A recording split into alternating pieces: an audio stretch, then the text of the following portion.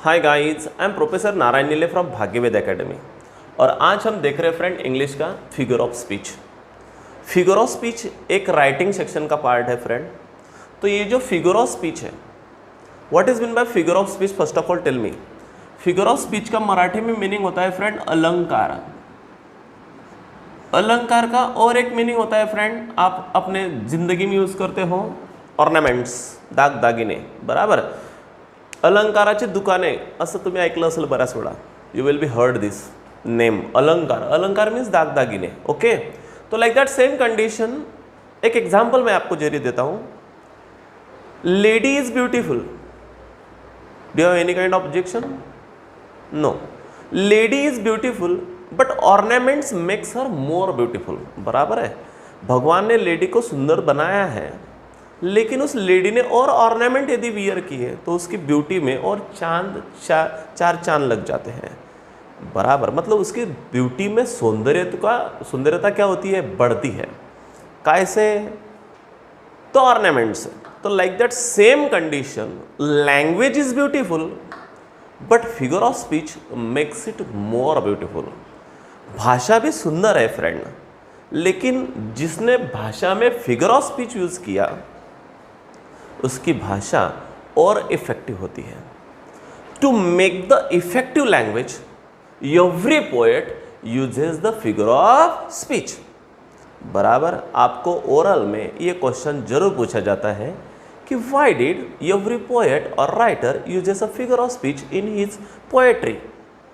कोई भी राइटर अपने पोएम में फिगर ऑफ स्पीच क्यों यूज करता है? To attract the readers. क्या करने के लिए? पहला, to attract the readers, readers को उसके तरफ अट्रैक्ट करने के लिए, ये पहली बात। सेकंड वाली बात, to make his poem effective. उसकी पोएम क्या बनने के लिए? इफेक्टिव बनने के लिए वो कारणीभूत होता है, फिगर ऑफ स्पीच यूज करता है। Thirdly, it should not be monotonous, यानी वो मोनोटोनस ना लगे, मतलब उसमें थोड़ा सा जान आ जाए। That's why every poet uses a figure of speech in his poetry. Got it? And so that friend, the figure of speech language makes more effective than the others. इसलिए every poet uses a figure of speech in his poetry. Got it? सबको समझ में आया? ये आपका oral में answer होना चाहिए। उसका सेकंड नेम भी है फ्रेंड, उसको सेकंड नेम है पोएटिक डिवाइस। क्या भी बोलते हैं उसको? Poetic device. पोएटिक डिवाइस बोले तो figure of speech. Got it everybody? सबको समझ में आया? चलो देखते हैं फ्रेंड कितने फिगर ऑफ स्पीच है, क्या है क्या नहीं। तो पहला वाला देखते हैं हम, सिमिली। पहला वाला फिगर ऑफ स्पीच है सिमिली, यानी उपमा अलंकार। कौन सा अलंकार? उपमा अलंकार। Here one thing is compared with another and as or like word is used, that is called simile। Simile समझता फ्रेंड किसको बोलते हैं? यहाँ पे एक चीज़ होती है, इट्स कंपेयर्ड विद अनदर, वो दूसरे चीज़ से क्या की होती है? कंपैरिजन की होती है। और एक तो एज वर्ड यूज़ होता है या तो लाइक वर्ड यूज़ होता है। ऐसा यदि हो गया तो समझ लेना कौन सा फिगर ऑफ स्पीच है? सिमिली फिगर ऑफ स्पीच है, बराबर। तो फ्रेंड फॉर एग्जाम्पल मैं आपके ज़रिए बताना चाहता हूँ, किसी को किसी की उपमा देना। मतलब मैंने यदि किसी लड़की को बोला कि यस तू बहुत ब्यूटीफुल है, तो बोलेंगे हाँ पता है मुझे, क्या बोल रहा है ऐसा। लेकिन मैंने बोला तेरा मुखड़ा चांद का टुकड़ा, तो बोलेंगे क्या बात कर रहा है, सच? Like this way.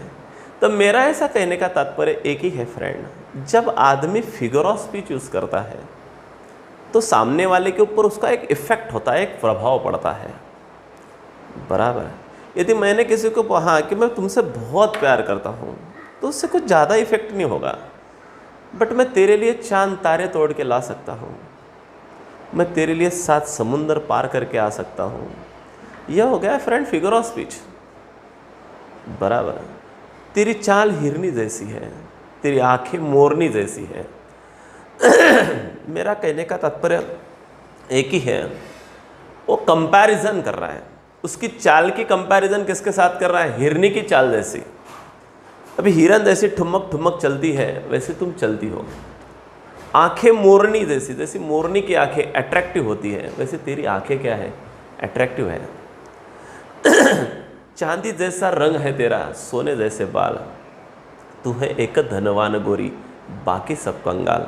गाना सुना होगा फ्रेंड आप लोगों ने। Total figure of speech use किया है। क्या यूज़ किया है? Total figure of speech. और इसलिए every poet, every singer uses a figure of speech in his poetry और इन हिज सॉन्ग्स। तो हर कोई अपने सॉन्ग में या पोएट्री में क्या यूज़ करता है? फिगर ऑफ स्पीच यूज़ करता है। समझ में आया क्यों यूज़ करते हैं?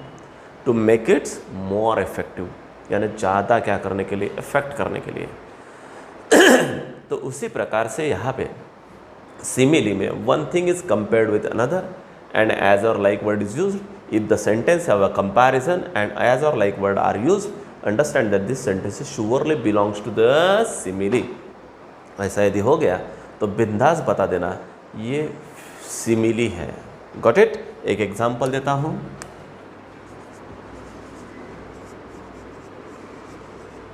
ककू is liked as a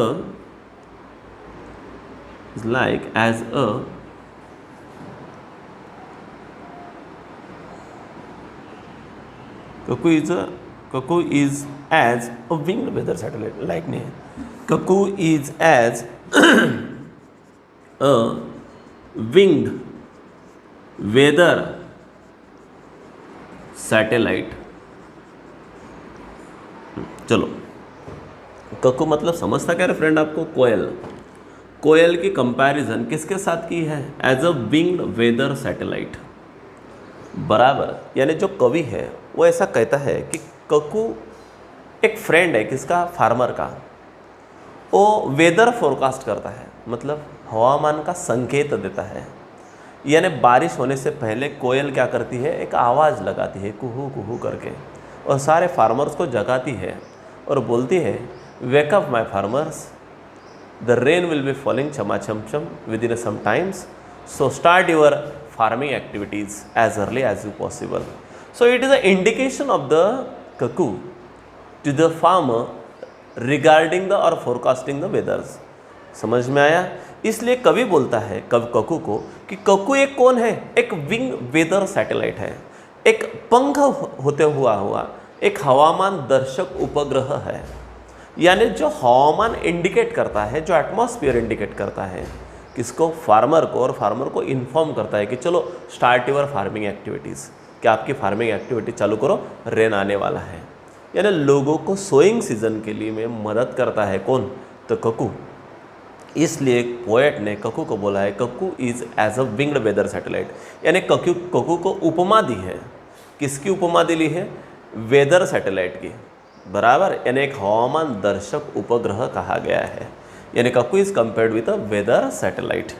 so now ऐसा एग्जांपल दिया जाएगा आपको एन क्वेश्चन में, और ब्रैकेट में दिया जाएगा name and explain the figure of speech. Name and explain the figure of speech, यानी कौन सा फिगर ऑफ स्पीच है वो बताओ। तो चलो उसका आंसर लिखेंगे अपन। It is simile. ये कौन सा फिगर ऑफ स्पीच है? सिमिली है। फिर क्यों है? तो because here cuckoo is compared with, किसके साथ? Weather satellite. Weather satellite and as word is used, so it is simile. इसलिए ये सिमिली है। समझ में आया फ्रेंड आपको सिमिली क्यों है? क्योंकि यहाँ पे एक की कंपैरिजन दूसरों के साथ की है और पहली बात हो गई। और दूसरी बात, ये कंपैरिजन होने के बाद कौन सा वर्ड भी यूज किया गया है? एज वर्ड भी यूज किया गया है। सो इट इज कॉल्ड सिमिली, इसलिए ये क्या है? सिमिली है। Got it everybody? ऐसे बहुत ज़्यादा हम क्या ले सकते हैं? एग्जाम्पल भी ले सकते हैं सिमिली के।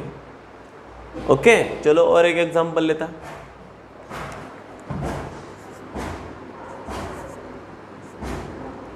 लता sings a song like cuckoo. Lata sings a song like cuckoo, यानी लता कौन? लता दीदी, लता मंगेशकर। लता मंगेशकर ऐसी गाना गाती है कि जनु कोयल, इसलिए लता दीदी को क्या कहा गया है? ककू कहा गया है। तो चलो इधर ब्रैकेट में दिया जाएगा, क्या दिया जाएगा? Name and explain the figure of speech, यानी ये कौन सा फिगर ऑफ स्पीच है बताओ, और क्यों है वो भी बताओ। तो नीचे लिखेंगे, चलो क्या लिखेंगे बस बताओ भला आप। यहाँ पे लिखेंगे हम इट इज अ सिमिली, ये सिमिली है। क्यों है? तो बिकॉज हियर लता दीदी और Mangeshkar songs is compared with ककू song, बराबर। एंड कौन सा word is used? Like word is used, यानी पहले सेंटेंस में सिर्फ यहाँ पे ककू की जगह पे लता करेंगे, और वेदर सैटेलाइट की जगह पे क्या करें? ककू की जगह पे लता करेंगे, और वेदर सैटेलाइट की जगह पे क्या करेंगे? ककू करेंगे। ओके और कौन सा वर्ड? एज वर्ड की जगह पे क्या करेंगे हम? लाइक वर्ड यूज करेंगे। सो it is called a simile. इस प्रकार से हम उसको कौन सा फिगर ऑफ स्पीच बोलेंगे? सिमिली। आ गई बात समझ में? ओके और एक एग्जांपल भी दे सकता हूं मैं, बताओ तीसरा वाला example.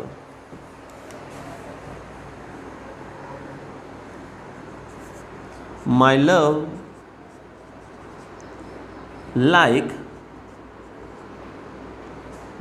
Is like a red rose. My love is like a red rose.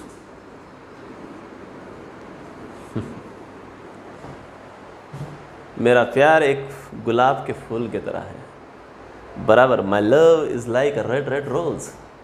Got it? Poem है ये भी जॉन किट्स की। चलो किसकी कंपैरिजन किसके साथ की है? The poets loves comparison with a red rose. तो चलो ब्रैकेट में क्या दिया जाएगा जल्दी से बताओ। Name and explain the figure of speech. चलो आंसर क्या लिखेंगे हम? बताओ। वीडियो यहाँ पे ऑफ करो, पहले आंसर लिख लो। आंसर लिखने के बाद भी मेरा वीडियो ऑन करो, फिर देखो अपना आंसर बराबर है क्या। ओके करते हैं ऐसा? चलो फिर। It is simile because here my love is compared with red rose and like word is used. आ गया बराबर अपना? यदि बराबर है तो आप प्रॉपर ट्रैक पे चल रहे हो, और यदि नहीं जम रहा है तो आपको समझ में नहीं आ रहा है, आप अंडरस्टैंड कर लीजिए। और एक बार, got it everybody? This is called simile. ये मेरा पहला फिगर ऑफ स्पीच यहाँ पे कंप्लीट होता है, जिसका नाम है सिमिली। और एक बताता, सिमिली का मतलब होता है एखादे चीज़ को एखादे चीज़ की क्या देना? उपमा देना। तेरा मुखड़ा चांद का टुकड़ा, मतलब उस थोबड़े को किसका? चांद के टुकड़े का कंपैरिजन किया है। Got it? तो इसलिए इसको बोलते हैं उपमा अलंकार। Here one thing is compared with another, और एज और लाइक वर्ड इज यूज्ड। उसमें से दोनों में से एक ही वर्ड यूज होगा। ओके समझ में आया? बिल्कुल। चलो जाओ आगे। चलो दूसरा फिगर ऑफ स्पीच लेते हैं अपन, metaphor.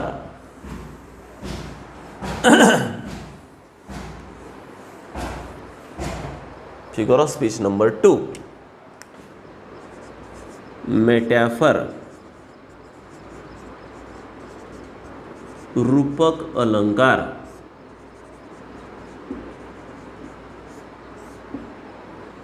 Here one thing is directly compared with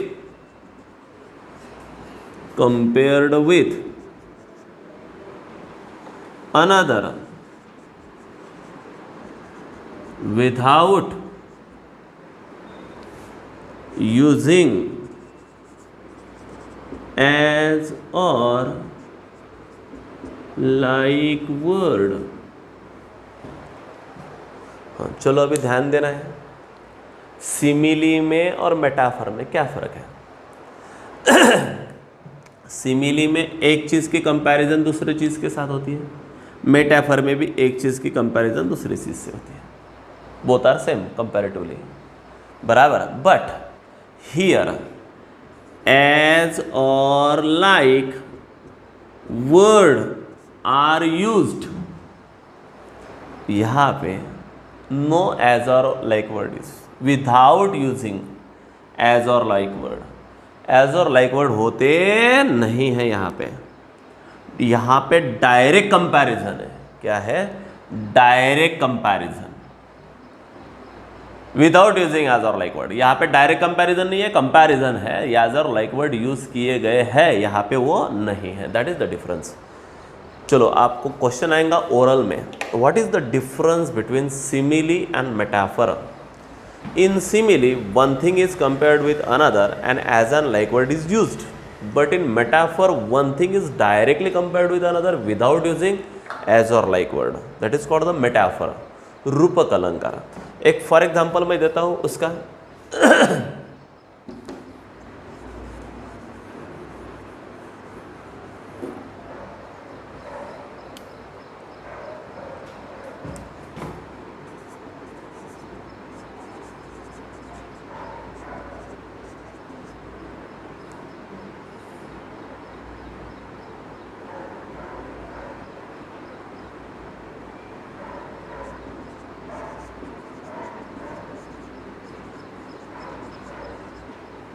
Rani is Aishwarya. रानी ऐश्वर्या है, मतलब वो इतनी सुंदर है कि ऐश्वर्या राय जैसी, बराबर। डायरेक्ट कंपैरिजन, ऐसा बोला क्या मैंने कि Rani is very beautiful as Aishwarya, Rani बहुत सुंदर है जैसी ऐश्वर्या, ऐसा बोला क्या मैंने? तो नहीं। अबे रानी जो ऐश्वर्या है, मतलब वो ऐश्वर्या जैसी नहीं है, वही ऐश्वर्या है, मतलब डायरेक्ट कंपैरिजन है। तो जब डायरेक्ट कंपैरिजन होता है तब बोलते हैं मेटाफर। तो क्या लिखेंगे? इट इज मेटाफर, ये मेटाफर है। तो क्यों? तो because here Rani is directly compared with, किसके साथ? ऐश्वर्या, without using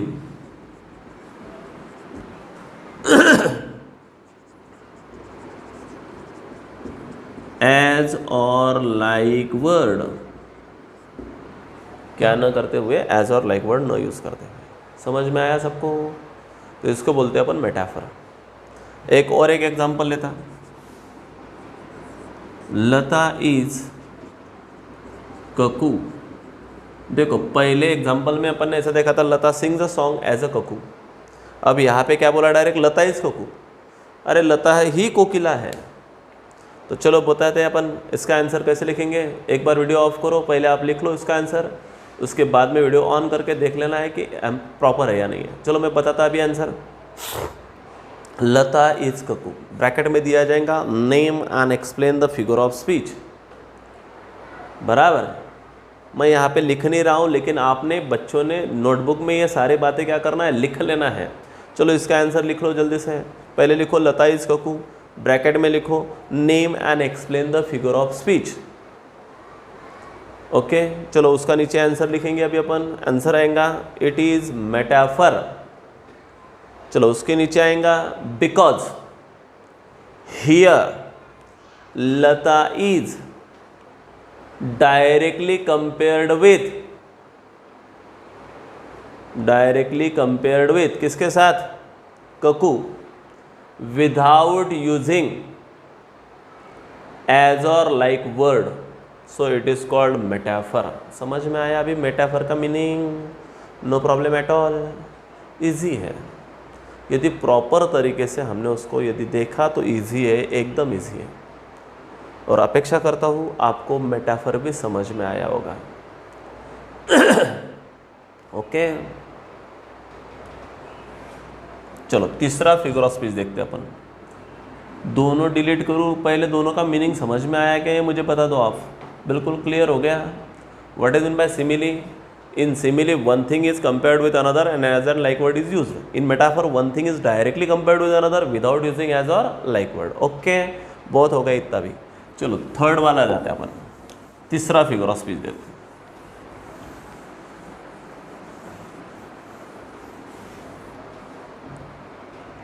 तीसरा फिगर ऑफ स्पीच है फ्रेंड एलिटरेशन।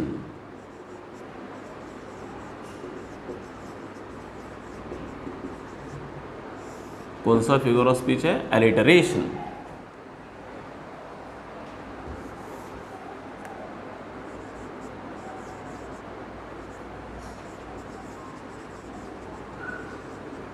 अनुप्रास अलंकार।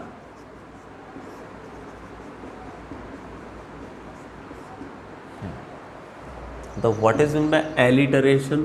अनुप्रास अलंकार। अनु मतलब छोटा सा पार्ट, प्रास मतलब पुन्हा पुन्हा। जब यदि एखादा छोटा सा पार्ट सेंटेंस में बार बार यूज किया जाता है तो उसको बोलते हैं अनुप्रास अलंकार। बराबर। हियर फॉर एग्जाम्पल डेफिनेशन बताता है। Here one sound is repeated for the sake of poetic effect or greater effect।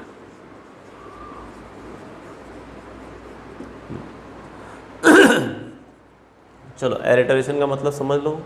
यहाँ पे एक sound, one sound is repeated for the sake of poetic effect और ग्रेटर इफेक्ट। कविता का प्रभाव पड़ने के लिए एखादा कवि एखादा साउंड सेंटेंस में क्या करता है? बार बार यूज करता है। अभी what is mean by sound? Sound का मतलब होता है फ्रेंड अल्फाबेट। क्या होता है? Alphabets, that is called sound. चलो एक फॉर एग्जाम्पल बताता है, मराठी में अच्छे से समझ में आएंगे आपको। काकूने काकाच्या कामाचे कागद कात्रीने कचाकचा कापून काढले। कौन सा साउंड रिपीट झाला है? क। तो क sound is repeated for the sake of poetic effect, तो it is called alliteration. Okay, तो वो भी एक चंदू ने चांदी के चाट में चटनी चटाई, तो च साउंड इज रिपीटेड हियर। बराबर। और एक है आपण, आलात, आम्ही, आपले, आभारी, आहोत। आ sound is repeated for the sake of poetic effect. जहाँ पे एखादा एक साउंड बार बार कविता में क्या होता है? रिपीट होता है, तब उसको कहा जाता है कि इट इज़ अ एलिटरेशन। तो कौन सा फिगर ऑफ स्पीच है ये? एलिटरेशन है। तो एक फॉर एग्जांपल पहला वाला एग्जांपल लेते हैं अपन। शी सीज अ सी, बराबर, ऑन शी शोर, ऐसा भी कह सकते हैं। She sees a sea on seashore।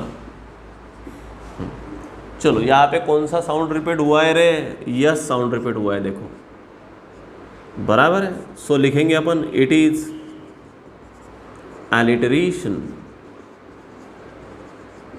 Why it is alliteration? तो because here S sound is repeated for the sake of poetic effect। खत्म किस्सा। जो साउंड भरा उसके नीचे क्या कर लेना? अंडरलाइन कर लेना। Got it everybody?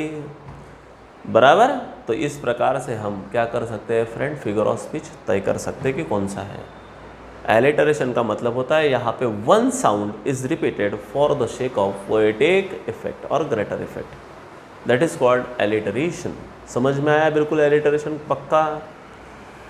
ओके, तो ये एक एग्जांपल मैंने आपके सामने पुटअप किया, बराबर। और एक एग्जांपल देता, पीटर पैटर रेन ड्रॉप्स। चलो यहाँ पे कौन सा फिगर ऑफ स्पीच यूज़ किया है, एलिटरेशन, बिकॉज यहाँ पे कौन कौन से वर्ड रिपीट हुए हैं, पीटर पैटर, बराबर।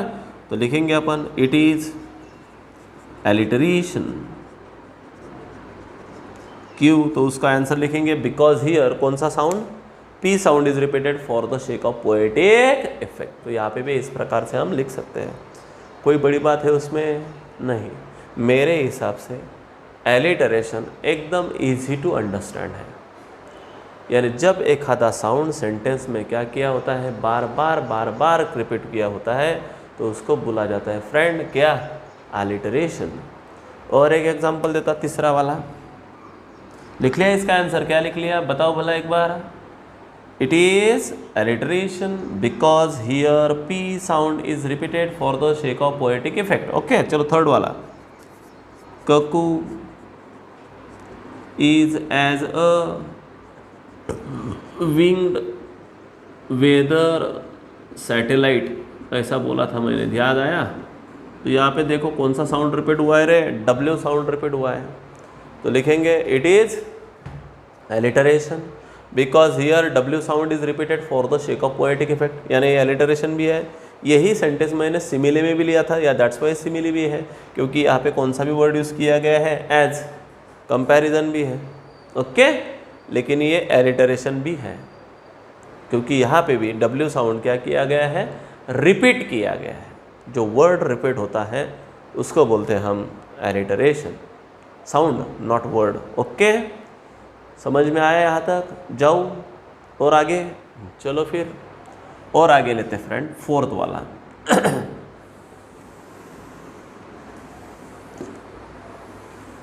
चलो इसका आंसर लिख लिया, बताओ भला इसका आंसर क्या लिखा,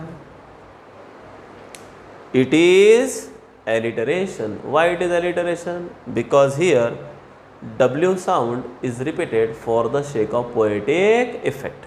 चलो इसके बाद में जाते हैं हम फोर्थ वाले फिगर ऑफ स्पीच की तरफ। कौन सा फिगर ऑफ स्पीच, फोर्थ वाला, नाम है उसका repetition.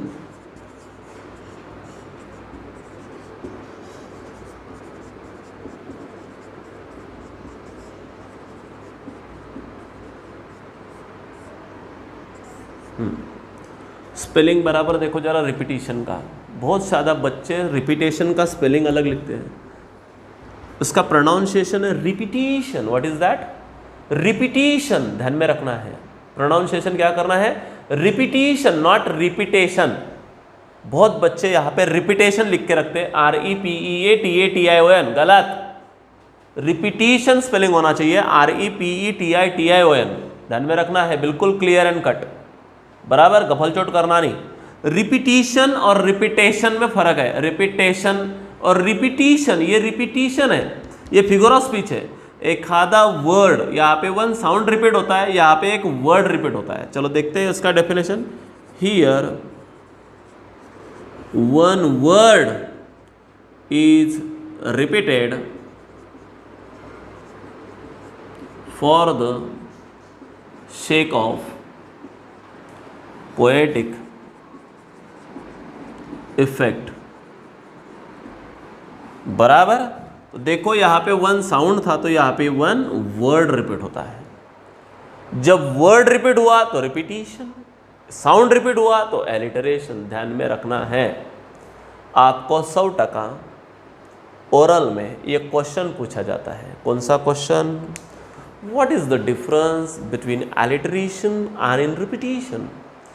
In alliteration, one sound is repeated for the sake of poetic effect, and in repetition, one word is repeated for the sake of poetic effect. Okay? यहाँ पे एक sound repeat होता है, तो यहाँ पे एक वर्ड रिपीट होता है। वर्ड रिपीट हुआ तो रिपीटिशन, साउंड रिपीट हुआ तो एलिटरेशन। ओके, एक for example, I try and try but fail। क्या बोला था ना, देखो, I try and try but fail। मैंने बहुत ट्राई किया बट फिर भी क्या हुआ, फेल हुआ, बराबर। देखो ट्राई वर्ड कितने बार यूज़ किया गया है, 3 बार यूज़ किया गया है। डायरेक्ट वर्ड रिपीट हुआ है, not a sound. Word repeat हुआ तो ऑब्वियसली आपको पता है क्या लिखना है। ब्रैकेट में लिखा जाएगा name and explain the figure of speech. चलो आंसर लिखेंगे। इट इज़ रिपीटिशन, स्पेलिंग बराबर देखना है रिपीटिशन का, that is the spelling. Repetition लिखा, आंसर मार्क्स मिलेंगे नहीं, बिकॉज उसका आंसर और लिखेंगे एक्सप्लेनेशन। बिकॉज हियर कौन सा साउंड, सॉरी, ट्राई वर्ड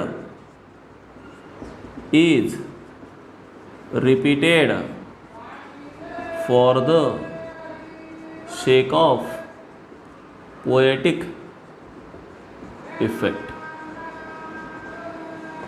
यहाँ पे ये ट्राई वर्ड क्या किया गया है, रिपीटेड किया है for the sake of poetic effect, तो इसलिए उसको बोलते हैं फ्रेंड रिपीटिशन। गॉट इट, समझ में आया? और बहुत सारे एग्जांपल्स हैं।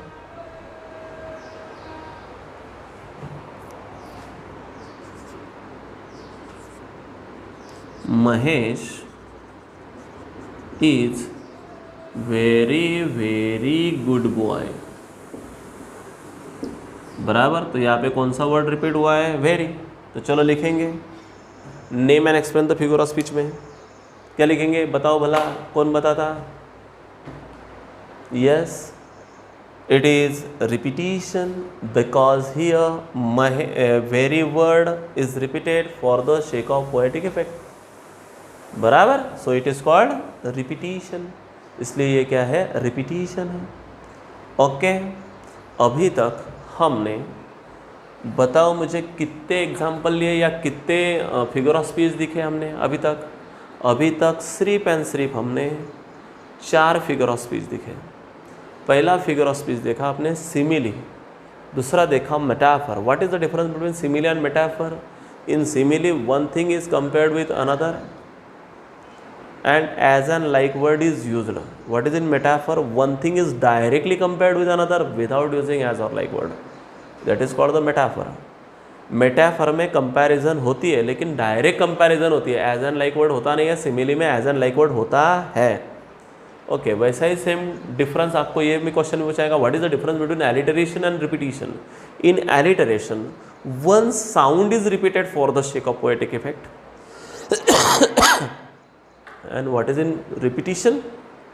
One word is repeated for the sake of poetic effect. समझ में आया बच्चों आपको? तो इस प्रकार से फ्रेंड यहाँ पे अपना पहला पार्ट फिगर ऑफ स्पीच का मैं यहाँ पे एंड अप करता हूँ। कल के दिन अपन दूसरा पार्ट लेंगे। ये है मेरा पार्ट फर्स्ट, काहे का, फिगर ऑफ स्पीच का। उसमें कितने फिगर ऑफ स्पीच देखे हमने? 4 फिगर ऑफ स्पीच देखे हैं फ्रेंडशिप हमने आज।